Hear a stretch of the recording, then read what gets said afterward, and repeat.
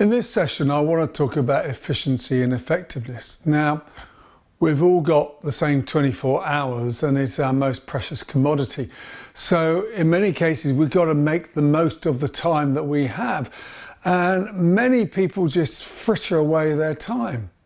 So some things I do in the coaching sessions are, one is to really sort of analyze, where do we add value? What do we bring to the party?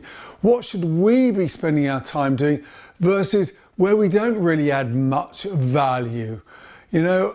And then I would say, like, what is the difference that will make the difference? What's the things you should focus on that is really going to get you where you want to get to, and not waste your time doing lots of other things? And one of the things I can sort of help with is I can sort of look at that stuff in a slightly more dispassionate way, because I appreciate we all have our little pet projects, and you've got to like encourage them to realize that that isn't making the best use of your time. And obviously with AI coming along, we can certainly save a heck of a lot of time and push the unimportant stuff down there. So let's look at some of the techniques I use. Well, let's look at one of these ones. You probably have seen this one before, you know, the classic sort of, you know, urgent, not urgent, important, not important. And obviously we want to be spending our time in these important boxes. And very often, you know, we're caught up in this very urgent and important box when actually we want to do more planning over there. And except that we may want to be doing some sort of popcornish moments down in the escape, but actually that's not really going to be very useful.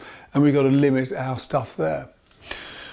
So one of the other things I'll encourage people is to keep a diary, a time diary, so we can sort of look at what are they spending their time doing. And then I'll often encourage them to do something called time boxing. And time boxing is like, give yourself a set amount of time to do this. And we all know the 80-20 rule. And frankly, we've got to let go of perfection and be okay with sort of good enough for most of the stuff we're doing. Admittedly, there's some things you really want to push to a very high level, but other stuff, it'll do maybe good enough for what you need to go and do, to allow yourself to prioritize your time in the areas where it really does matter.